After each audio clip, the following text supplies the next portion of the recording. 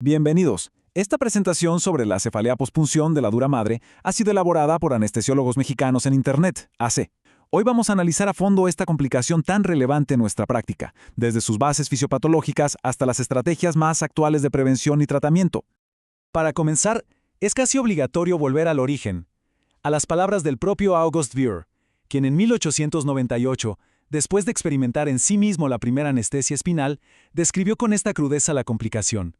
Su testimonio captura la severidad del padecimiento y sigue siendo la base de nuestro entendimiento.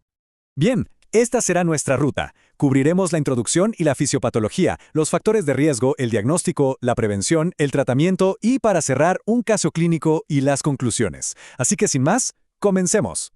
Entramos en la sección 1, Introducción y Fisiopatología. Aquí vamos a sentar las bases, definiendo la entidad clínica y explorando en detalle los mecanismos que la provocan.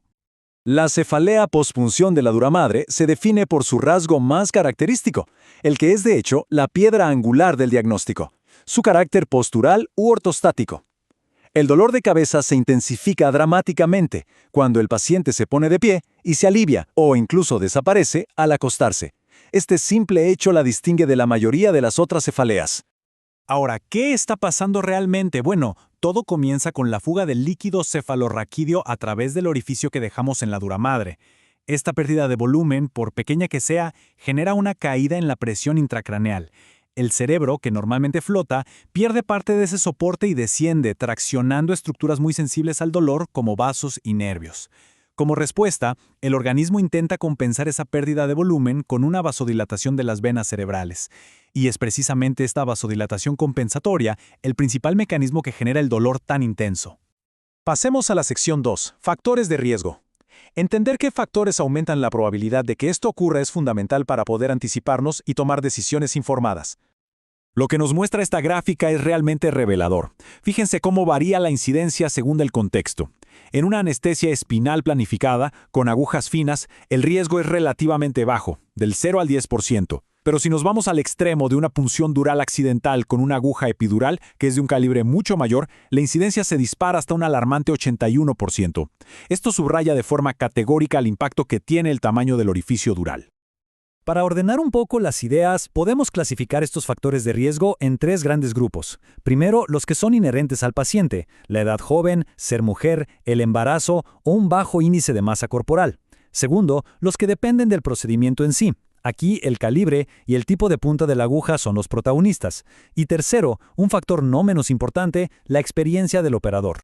Y hablando de factores del paciente, esta tabla nos muestra algo que a primera vista puede parecer paradójico. Fíjense en los odds ratios ajustados. A medida que el índice de masa corporal aumenta, el riesgo de cefalea disminuye. Parece que un índice de masa corporal más elevado actúa como un factor protector. La teoría más aceptada es que el aumento de la presión intraabdominal en pacientes con sobrepeso u obesidad se transmite al espacio epidural. Esto reduce el gradiente de presión entre el espacio subaracnoideo y el epidural, disminuyendo así la magnitud de la fuga de líquido. Muy bien, llegamos a un punto absolutamente crítico. Sección 3. Diagnóstico y manejo diferencial. Tener certeza clínica es crucial, porque no toda cefalea que aparece tras una punción es lo que parece. El cuadro clínico clásico es bastante reconocible. Tenemos la cefalea postural como síntoma principal que suele aparecer entre las 24 y 48 horas. A esto se le puede sumar todo un cortejo de síntomas, náuseas, fotofobia, fonofobia e incluso síntomas más específicos como tinnitus, diplopía por la tracción del sexto par craneal y rigidez cervical.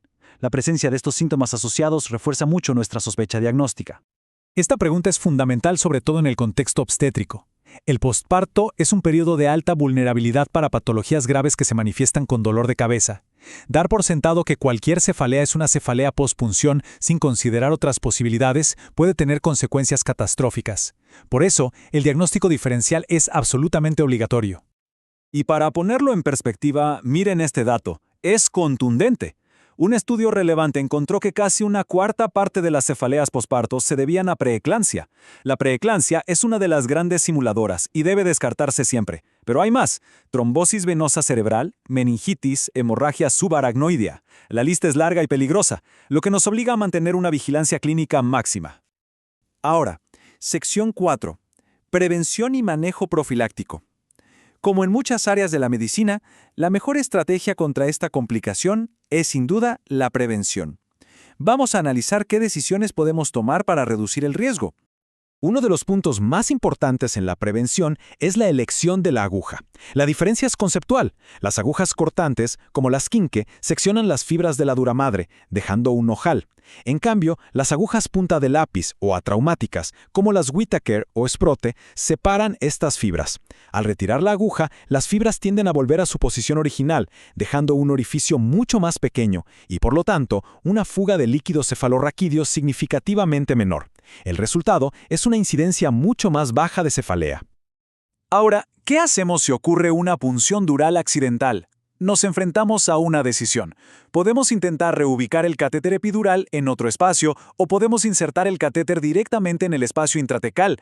La evidencia actual se inclina fuertemente por la segunda opción. Miren los datos. Aunque la incidencia de cefalea no se reduce a cero, la necesidad de realizar un parche hemático en el futuro cae en picada, de un 52% a solo un 20%. Este es un beneficio clínico importantísimo. Muy bien, pasemos a la sección 5, tratamiento de la cefalea establecida.